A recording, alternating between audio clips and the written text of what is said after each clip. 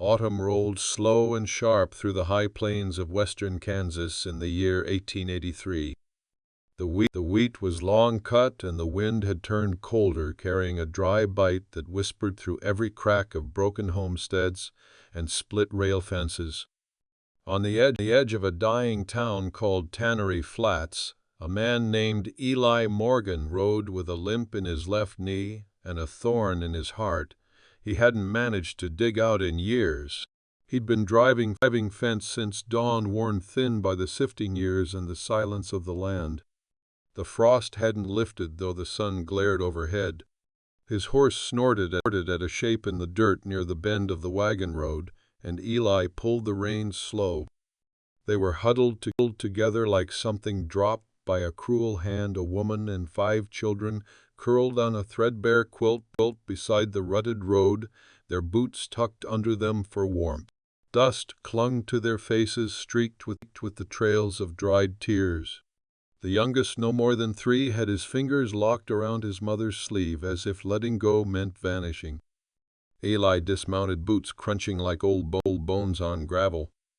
The woman's eyes cracked open, wary, dark, not yet afraid, just past it. She didn't speak, and neither did he not at first. The wind whistled through the cottonwoods lining the creek behind them. "You all right?" he asked, though the answer lay plain. The woman sat up slowly, her joints stiff. "We were walking," she said. "Made it farther than I thought we would. But the baby, she gave out, so we stopped." Her voice was dry, but even like someone used to swallowing the worst before it made it out of her mouth. Eli crouched down. The baby's chest rose steady, too slow for comfort, but alive. The others stirred. A boy, maybe 11, blinked hard at him with quiet defiance, as if daring the man to see them as charity. "You from around here, Elias?" "No," she said. "We was headin' west. But the man we was with had turned us out." She looked away when she said it, shame moving across her face like cloud cover. "Turned you out?" She nodded once. Eli stood up slow, squinting into the sun. He didn't say what he thought. Didn't say what kind of bastard leaves a woman with 5 children by the side of the road in late October. He looked again at the little ones, the chapped lips, the red-knuckled hands. "You ain't gonna make it another mile on foot," he said. "Not with the little ones." "I know. Got room in the wagon. Ain't far to my place." She didn't answer right away. Her eyes lingered on his boots, his belt, the rifle slung easy over his shoulder. Then she nodded once, as if it cost her something. He fetched the team from the fence line and helped her load the children into the back. She moved like someone used to doing it all alone, brushing dust from their clothes, whispering their names: Mary, Caleb, Thomas, Ruth, and baby Sarah. The oldest girl, Mary, watched Eli with suspicion, clutching her brother's hand like a woman too young to bear so much. Eli didn't ask their last name.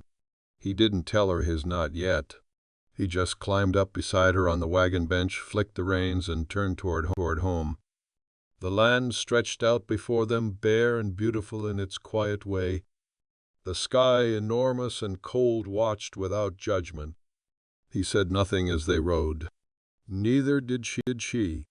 Sometimes silence says enough. The Morgan place sat 2 miles off the main road, half wrapped by a windbreak of dying elm and cottonwood. The barn had one good side, and the house leaned a little south, its boards sun-bleached and scarred by weather. But the roof held, and the well hadn't run dry. That counted for something in these parts. Eli helped the children down first, careful not to crowd them. The boy Caleb refused his hand, jumping from the wagon bed with a look that said he'd take a busted ankle over pity. Eli let him. The mother, still without a name, climbed down last, holding Sarah tight against her shoulder. He led them inside. The air was warmer, heavy with wood smoke and old pine from the planked floor. A stew pot from the night before still hung over the stove, the smell faint but comforting. The woman didn't thank him, not with words, just nodded again, eyes moving across the room like she was memorizing exits. He left her be pulled down a stack of folded quilts and pointed toward the 2 back rooms. "You can take the one on the left. Kids'll fit if they don't mind being crowded." She nodded. "We're used to worse." They didn't talk much after that. Eli stirred the coals back to life, added water and beans to the pot, and watched through the corner of his eye as she moved with quiet efficiency. The children settled faster than he expected. Ruth, no older than 6, clung to her sister, but her eyelids dropped like they couldn't hold on any longer. Caleb stood near the door, stiff, guarding. Later, when the kids had eaten and drifted into uneasy sleep, she stayed behind. Sarah dozed in her arms. She sat straight backed at the table as if softening would break something inside her. Eli poured 2 cups of boiled coffee, one for each, and pushed hers across the table. She hesitated, then took it. He didn't ask her to talk, didn't ask anything, but after a while she said his name was Len. Said he'd take us to New Mexico. Promised work, a place to stay. She ran a hand over Sarah's hair. He liked the look of me. Didn't like the weight of the rest.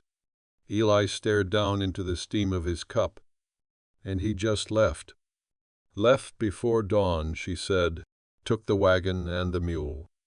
Didn't even leave us water." He looked at her. Really looked. She was young, probably not more than 30, but worn hard. Her hands bore the map of it, callous, scraped, sun-browned and steady. No rings, no jewelry, no softness but in the way she held her child. "What's your name?" he asked. "Naomi." She didn't offer more, and he didn't push. Names were sometimes all folks had left, and giving it away too quick could feel like handing over the reins. They sat in silence for a time. Outside, the wind moved low through the grass, hushing the night. From the back room came the occasional shift of restless sleep. "You got family?" he asked, when the quiet stretched too long. She shook her head. "Used to. Not anymore." Eli nodded, though it wasn't an answer that asked for sympathy. He understood. Folks vanished, died, left. Some just stopped writing back. The world had a way of carving holes in a man's story until it barely looked like something that used to be whole. He cleared his throat, not liking the shape of his own thoughts. "You all can stay through winter if you've a mind to," he said. "Won't be easy, but I could use help.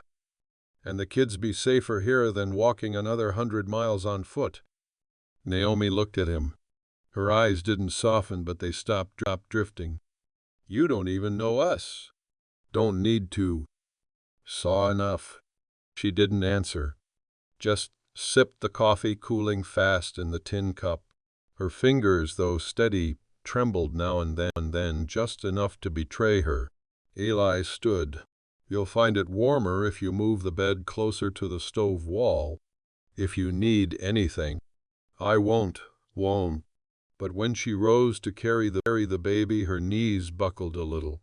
He caught her arm without thinking. She flinched, pulled back, but not fast enough to hide how light she was. She hadn't eaten right in days, maybe weeks. "You ought to eat more," he said. "I will." Then she disappeared into the back room and closed the door behind her. Eli stared at the closed wood, the grain worn smooth where his father used to slam it in winters past. He hadn't meant to bring them home.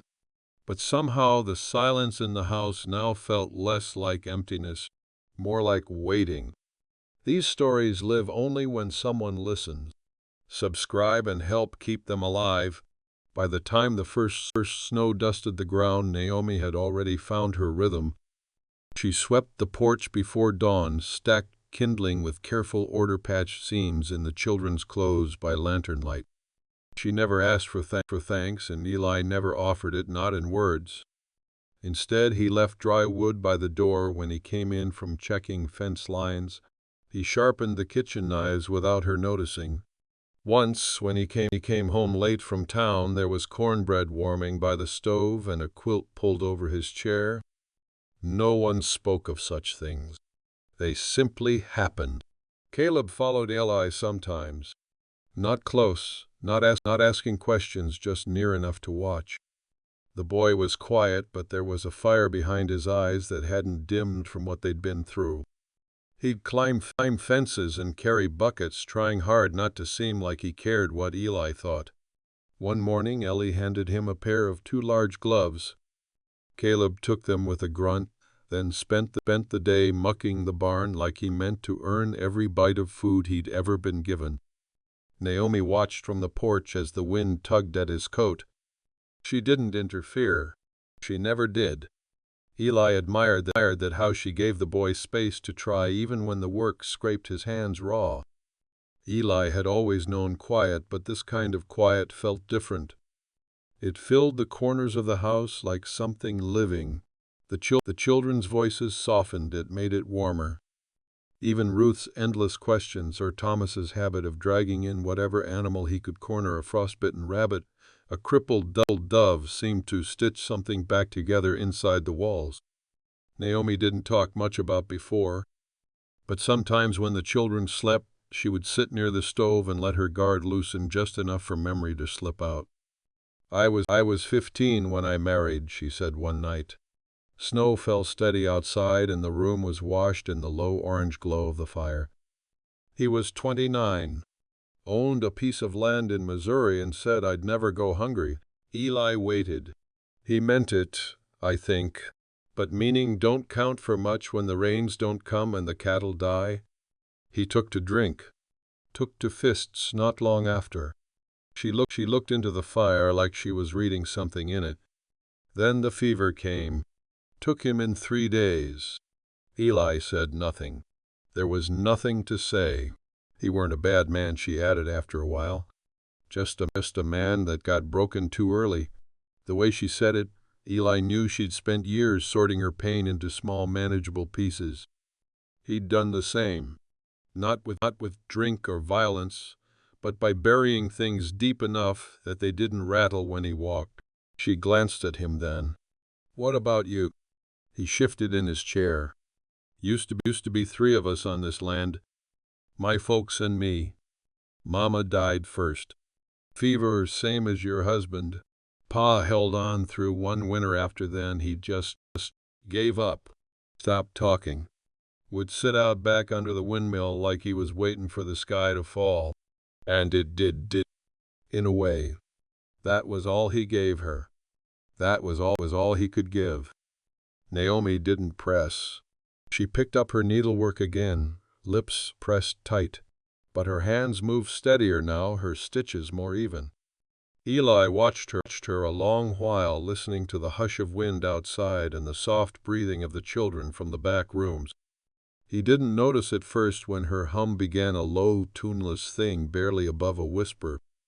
But once it was there, it settled into the air like it belonged. It had been a long time since this house held the sound of a woman's voice. Longer still since it had felt like home. Spring cracked open, slow and muddy as it always did in Kansas. The snow melted in uneven patches, leaving behind frost-heaved soil and wagon ruts filled with water. The trees, bare and brittle for months, began to whisper green. Eli planted early. Naomi worked beside him when the children could manage on their own, sleeves rolled to her elbows, hands deep in earth. They did not speak much during the work. They didn't need to. There was something in the rhythm of shared labor, a quiet trust growing between them like roots pressing deeper beneath thawing soil. It was in these days that Eli saw her more clearly. She wasn't delicate. She carried feed sacks and chopped onions without flinching. When Thomas sliced his palm open on rusted wire, she cleaned the wound fast, calm as a field doctor, and pressed a strip of cloth to his hand with a sharp command to sit still. No trembling, no theatrics, but there were other moments, 2 small things. She'd pause sometimes by the creek and stare at the sky like she was listening for something. She smoothed the girl's hair before bed with a touch so gentle it made Eli look away. At night, when she sat near the stove and mended socks or stitched new hems from old cloth, Her face held something that wasn't quite peace, but maybe the memory of it. One evening after supper, Eli brought out a small cedar box from the back room. Inside was a worn photograph of his mother, a brass ring, and a folded piece of paper. He set it on the table without a word. Naomi raised an eyebrow. "What's this with my ma's ring?" he said. "I found it again last week. Figured the girls might like it. Not much good sitting in a box." Naomi held it gently, running her thumb across the thin, simple band. "It's lovely. She used to wear it every day. Said it reminded her she belonged somewhere." Naomi handed it back. "They don't need it," she said. "They know they belong now." He didn't argue. Later, as he stepped outside to check the fence line before dusk, she followed. The sky was streaked with blue and gold, the kind of light that made even broken things look whole for a moment. "You're not what I expected," she said softly. Ellie turned one hand on the post. No. When I saw you on the road, I figured you'd help us for a night. Maybe two. I didn't expect you to stay kind." He looked out over the field, not ready to meet her eyes. "Didn't expect you to last this long here. Most folks leave. Too hard. Too lonely." She stepped closer, arms folded. "I've been through worse." They stood like that for a long while. Wind rolled over the tall grass, soft and cool, brushing against their boots. Behind them, the glow from the windows flickered like a lantern in fog. "I've thought about leaving," she said. He waited. "But every time I do, I look at the kids, and I think about what it felt like the day you found us. And I can't picture us starting over again out there. Not after this." Eli turned then, the air sharp in his throat. "This ain't easy," he said. "I know. It don't get easier. I know that too." Their eyes held for a moment. No promises, no confessions, just the bare truth of two people who had lost too much to make light of what they might be finding now. Naomi's voice softened. "We can stay through harvest, if that's still all right." "It is. He looked down at her hand, dirt beneath her fingernails, a bruise yellowing near her wrist where a beam had slipped 2 weeks back. There was strength in her, yes, but also the kind of quiet tenderness that could make a house feel like more than walls. She turned back toward the door, but paused at the step. "Eli, yeah. Thank you for not asking me to be anything but myself." Then she disappeared inside. Eli stood a while longer in the fading light, hat in his hands, boots sinking into thawed ground. The wind moved around him, steady and cold, but something inside him felt still, maybe even home. The trouble came in June, same way a storm does, far off at first, just a smudge on the horizon. Then one day it was there, right in the yard. Len. He rode in on a swayback mare, dust in his teeth and whiskey in his breath. Eli saw him before he spoke a word, knew the type. Slouch in the saddle, sharp in the eye. A man who expected to be feared long after he'd run out of things worth fearing. Naomi had been shelling peas on the porch. Her back straightened like a drawn string the moment she heard the voice. "Well, hell," Len said, spitting near the gate. "Ain't this something? Didn't think you'd crawl far." Eli stepped out of the barn, gloves still on. "You've got no business here." Len grinned, cracked lips curling up. "She's my business. She's not your anything." Naomi stood now. The bowl of peas rested on the porch rail untouched. Her hands were at her sides. "You left us," she said, voice flat. "You left my children in the cold. I came back, didn't I?" He slid off the horse. "Was a mistake what I did. Things got tight. I was scared." Eli moved closer. "You were scared, so you left 5 children and their mother on the road to die."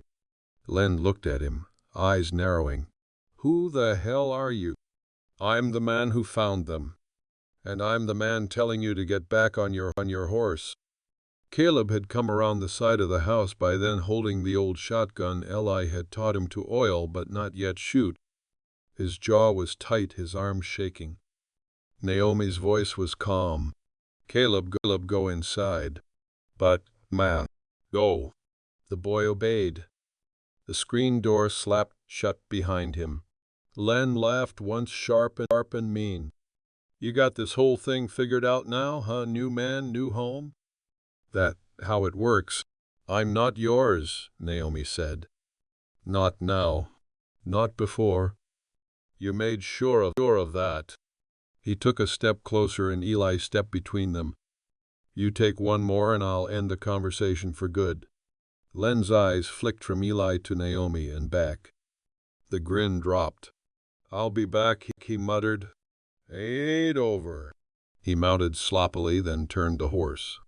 The mare clopped off, slow down the trail, tail flicking at flies. The dust settled. Eli didn't move for a long moment. Neither did Naomi. Then she sat down again on the porch, picked up the bowl, and kept shelling peas. That night, after the children were asleep, Eli found her in the kitchen, arms braced on the table, shoulders tight. He'll come back, she said. Men like him don't quit. Not because they care, just because they hate being told no. I'll be here, Eli said. That's not enough. He understood. This wasn't about strength. It was about something deeper. The fear that no matter how far she came, her past would come faster. I know a man in town, Eli said slowly. Name's Keene. He's a circuit judge. Might not be much, but we can make it legal. Make it so Len don't have claim to a single hair on your head or theirs. Naomi stared at the wall. And if I say no, then we handle it a different way. But I won't let him hurt you again. That's a promise I'll keep whether you want it or not. She looked at him then. Really, look. I don't want to be saved, Eli. I know. I just want to be safe. He nodded. That's what I want too. Her face cracked then, just a little. Not a sob. Not even a tear. Just a sigh so deep and tired it seemed to come from her bones. And Eli stepped forward, slow and careful, and placed his hand on top of hers. She didn't pull away. Not this time. They went to town a week later, just after dawn, riding in the same wagon Naomi and her children had first arrived in. The fields were quiet, dew thick on the tall grass. Caleb stayed behind to watch the younger ones, his chest puffed with pride when Eli handed him the keys to the gun cabinet just in case. Tannery Flats wasn't much. 2 streets crossed like bent nails, a livery, a dry goods store, and a church that doubled as the court on Tuesdays. Judge Keene sat behind a warped desk, chewing tobacco and squinting like the sunlight had never suited him. Eli made the introductions and Naomi did the rest. Her voice never wavered as she told the story, the abandonment, the danger, the fear. She had brought no papers, just 5 witnesses with her last name, and a man beside her who stood straighter the longer she spoke. Keene signed the protection order that afternoon. Len was not to approach her or the children again, not without facing charges and, in the judge's words, the full wrath of a tired court and a loaded shotgun. On the way home, Naomi didn't speak for a long time. She sat beside Eli on the bench seat, skirt brushing his jeans, hands folded tight in her lap. The horses clopped along the reins, slack in Eli's hands. She spoke only once they reached the edge of their land. You didn't have to do all this.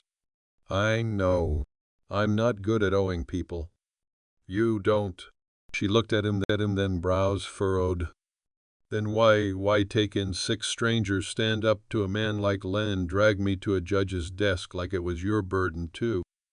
Eli pulled the team to a stop at the gate. The wind tugged at his hat. He turned to her, slow and quiet. Because I know what it feels like, he said, to lose everything and still have to wake up and keep going. I know what it is to have nobody left. You and them kids, you don't deserve to walk through that alone." She stared at him, eyes sharp, lips parted like she had more to say, but the words didn't come. Instead, she reached out and placed her hand on his knee, just for a second. A gesture so small it nearly broke him. They got out of the wagon together and walked toward the house. Inside, Ruth came running with a flower she'd crushed into a wet bouquet. Thomas had mud on his face and a frog in his pocket. Caleb sat near the door with the rifle across his lap, chin up, eyes proud. That night, Naomi asked Eli to sit with her after the children went to sleep. They talked about the weather, about how the corn was taking to the soil this year.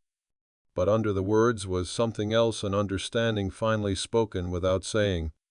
"You think we could build something here?" she asked, voice barely more than a whisper. Eli didn't look away.